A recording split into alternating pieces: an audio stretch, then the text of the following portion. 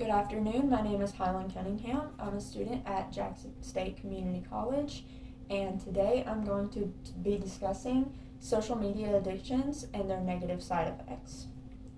Now, if you're anything like me, when you first wake up in the morning, you immediately go to that phone. You're checking messages, you're checking comments, you're checking reels that have been sent to you, and then once you start checking the reels that have been sent to you, you end up in this endless loop of scrolling, and you've been on your phone for about an hour before you've even managed to start your day.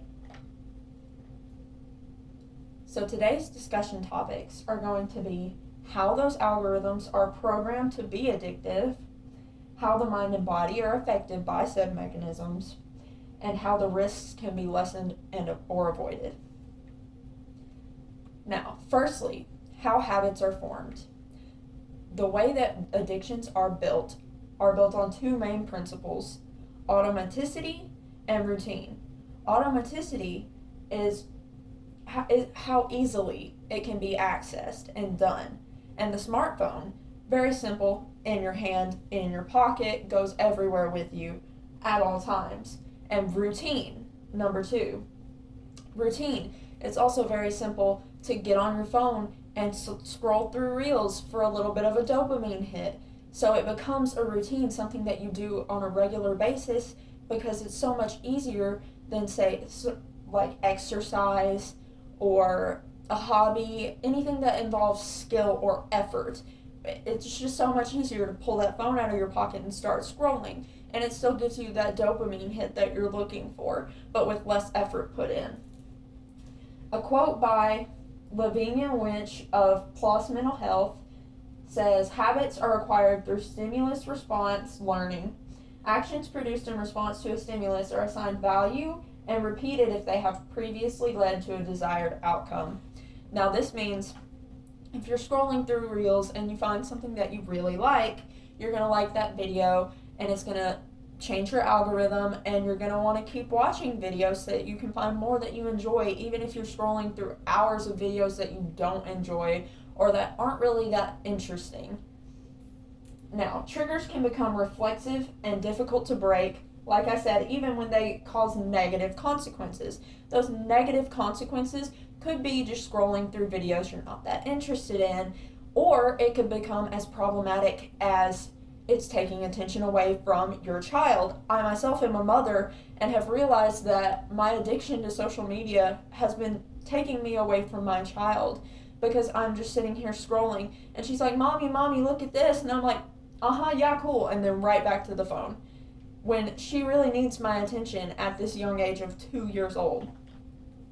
Now, next is problematic smartphone usage. And I'm going to bring this a little closer so you can see this chart. And for those of you who can't read charts super well, such as myself, I'm going to read you this quote on the side that kind of explains it. "A substantial proportion of adults exhibited PSU, problematic smartphone usage.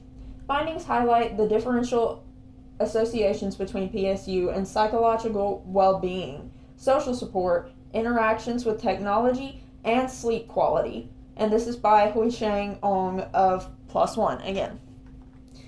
So this is basically saying that these are finding that there is a negative correlation or a positive correlation, but not a good positive correlation, if that makes sense, between mental health issues, social interactions, and technology usage, and the usage of social media and problematic smartphone usage.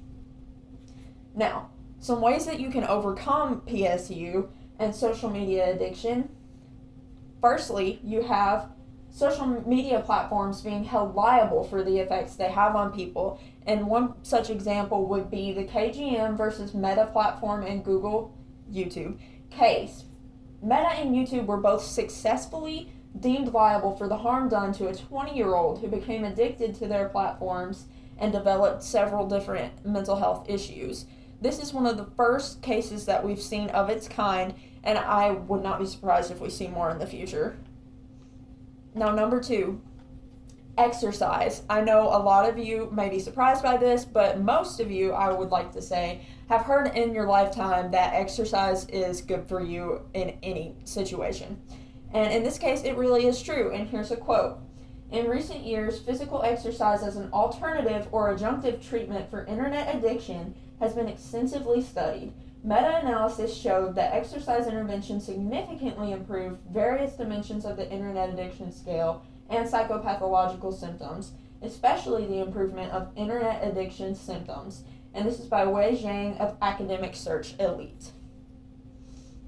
So, in conclusion, social media may negatively affect our lives if we are on it too often. However, though research is still limited regarding the consequences of social media use, some studies have shown that exercise has improved symptoms and reduced social media usage. Additionally, social media companies are finally starting to see repercussions for the addictive algorithms that they have given to the general public. And then here are my references. Thank you.